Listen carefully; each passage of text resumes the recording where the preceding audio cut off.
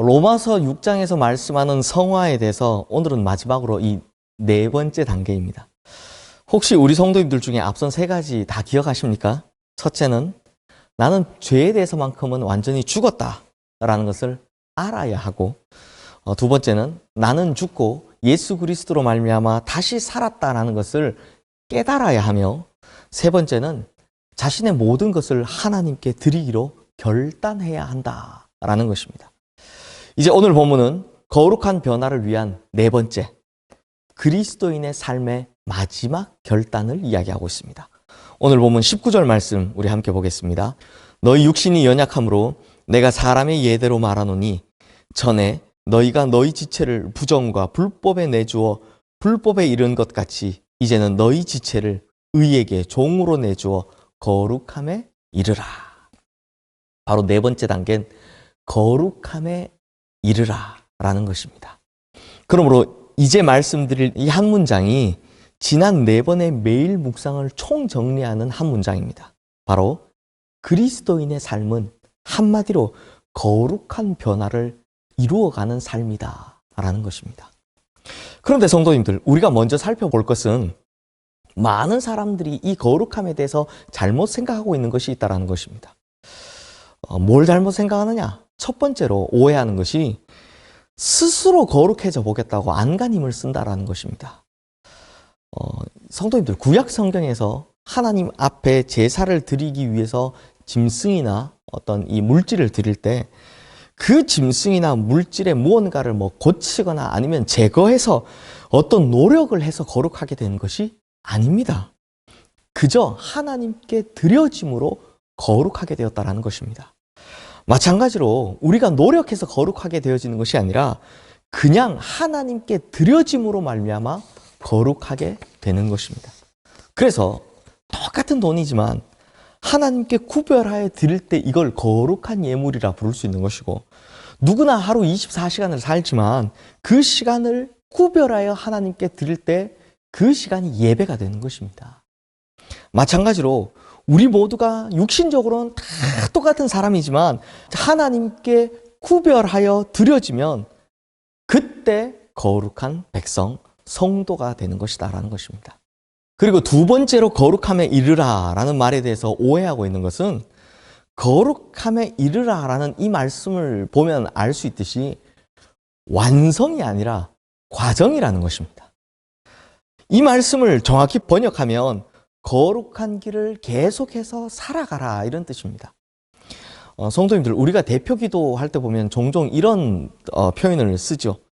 죽을 죄인 구원하여 주신.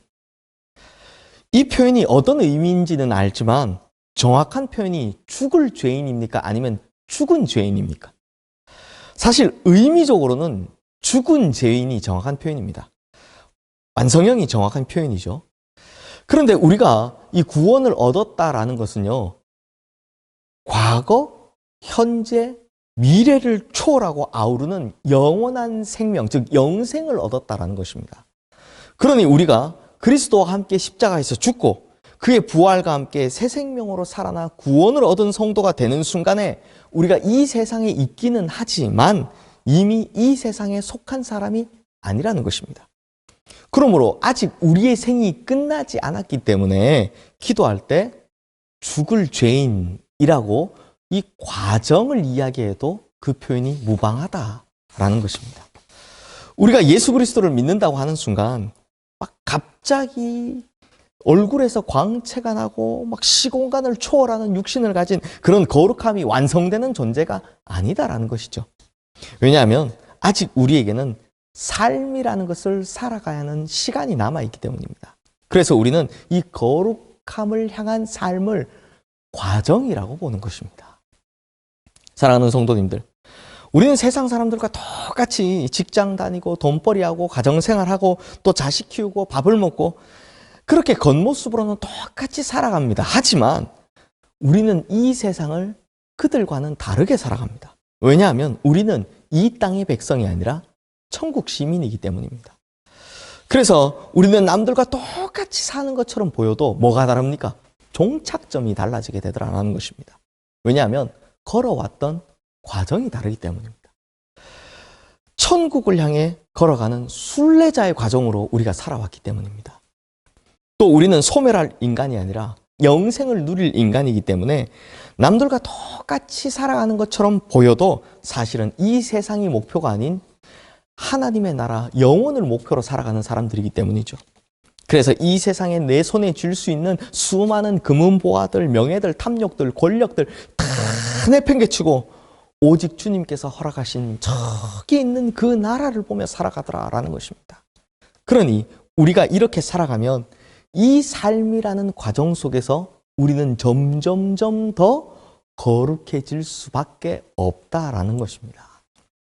그래서 거룩함에 이르라 라는 말씀은 추호의 다른 여지 없이 문자 그대로 거룩한 삶으로 변화되기 위하여 힘쓰라 이런 뜻이 되는 것입니다. 우리가 이미 그리스도의 새 생명으로 천국 소망을 바라보고 사는 백성이 되었다면 우리가 이 땅 사는 동안 마땅히 거룩하게 변화되어 가야 한다라는 것입니다. 성령님께서 우리 마음속에서 마음껏 변화시키실 수 있도록 그 자리를 내어드려야 한다라는 것입니다. 그러므로 우리가 우리 자신이 죄에 대해서 죽은 줄 알고 깨달아 믿음으로 우리 자신을 하나님께 헌신의 결단으로 들었다면, 그러니까 1, 2, 3단계를 다 했다면 이제 거룩한 삶의 변화는 필연적으로 우리의 삶의 과정에서 일어날 수밖에 없다라는 것입니다. 옛날 베네딕트파의 수도원에서는요, 수도사가 되기 위해 들어온 사람들, 이 사람들 방에 1년 동안 그 사람이 수도원에 들어올 때 입고 온 옷을 걸어놓게 했다라고 합니다. 왜 그렇게 했냐면 언제든지 마음에 내키지 않으면 그 옛날 옷을 입고 수도원을 떠날 수 있도록 그렇게 배려를 해준 거죠. 그리고 그 1년 안에 수도원을 떠난다고 누구도 비난하지 않았다고 합니다. 하지만 1년이 지나면 그 옷을 없애버립니다. 불태워버립니다. 그리고 정식으로 수도사로 임명을 합니다. 그러면 어떻게 됩니까? 이젠 절대로 못 나가는 것입니다. 이와 같이 우리도 예수 그리스도 안에 들어왔습니다. 세상과 결별하고 주님 안에 들어왔습니다. 이제 성도의 반열에 들어섰습니다. 그렇다면 어떻게 해야 됩니까?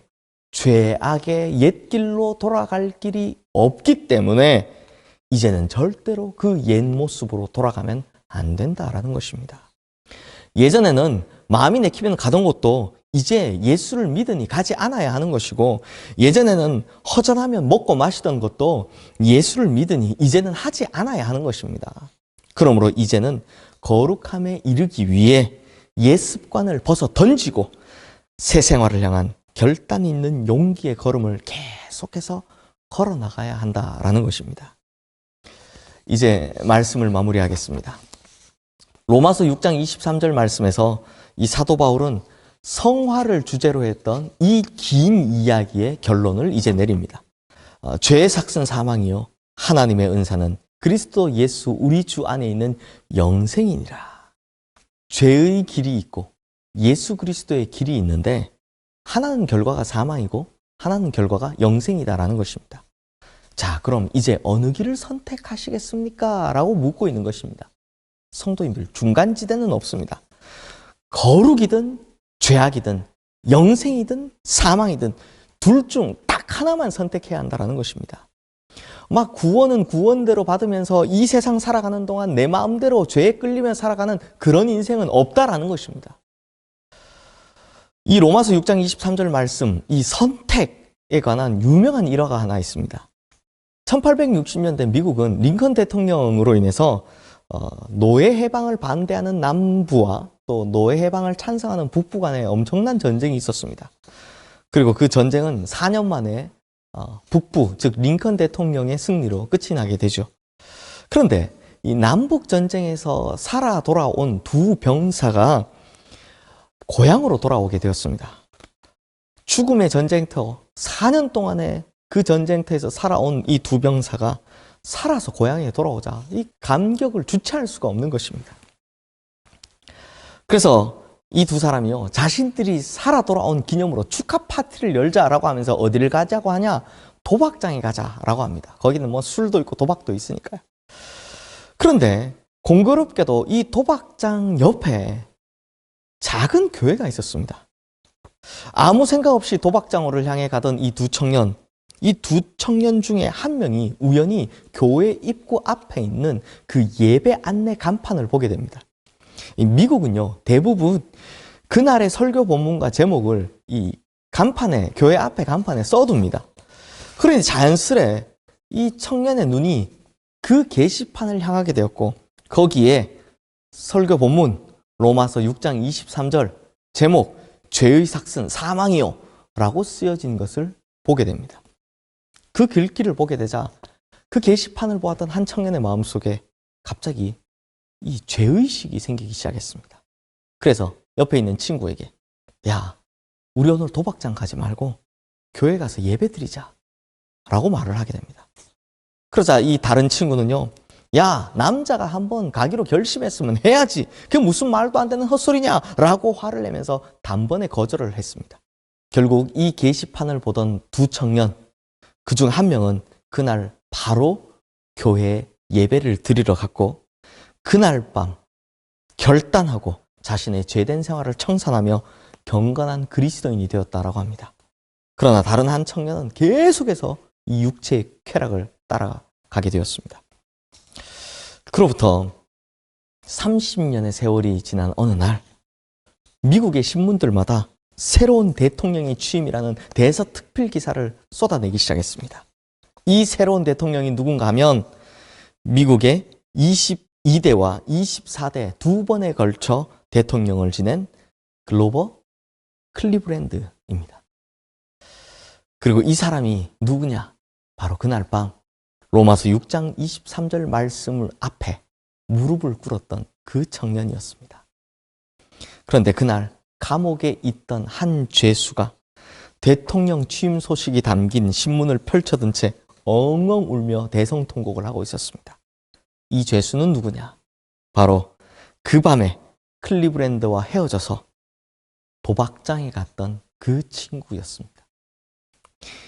이 사람이 30년 전에 내 친구였는데 그는 대통령이 되었고 나는 종신형 죄수가 되었구나 라고 회한의 눈물을 흘리며 방탕하게 살아온 그 젊은 시절을 후회하고 있더라는 것입니다.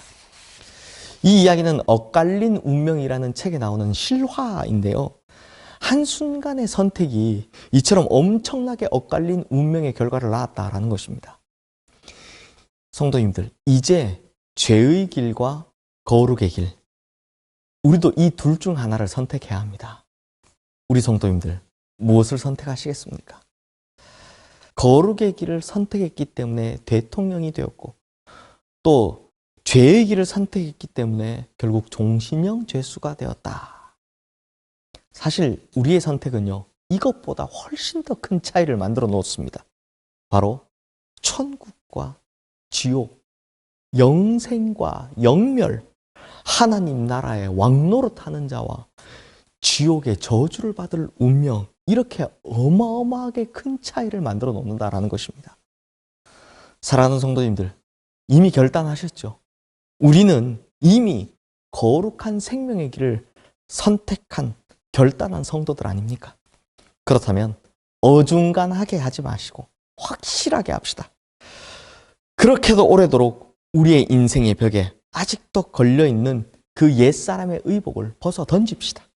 십자가 밑에 묻어버립시다. 성령의 불로 태워버립시다.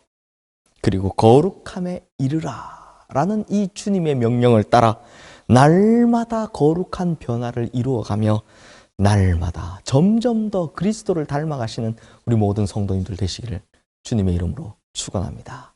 기도하겠습니다. 하나님 아버지, 우리가 살아있는 동안은 아직 이 생이 끝나지 않았기 때문에 거룩함을 향해 변해가는 과정 중에 있다는 것을 보게 됩니다. 그렇다고 하나님, 이 과정이라고 해서 우리가 마음을 놓고 안심하며 가끔 죄도 짓고 죄도 선택하는 그런 어리석음을 범하지 않게 하여 주시옵소서. 죄의 삭은 사망이고 그리스도 예수 안에 있는 것은 영원한 생명이다 라는 것을 보았습니다. 그리고 선택하라 라는 이 강요를 보았습니다. 주님, 이제 우리가 그리스도 예수 안에 있사오니 주님을 향해 거룩함을 향해 달려가는 우리 모든 성도님들 되게 하여 주시옵소서. 그리하여 그날 우리는 저주받고 지옥에 떨어지는 인생들이 아닌 주님과 더불어 영원한 하나님의 나라에서 영원한 축복을 누리며 살아가는 우리 모든 성도님들 되게 하여 주시옵소서. 예수 그리스도 이름으로 기도드리옵나이다. 아멘.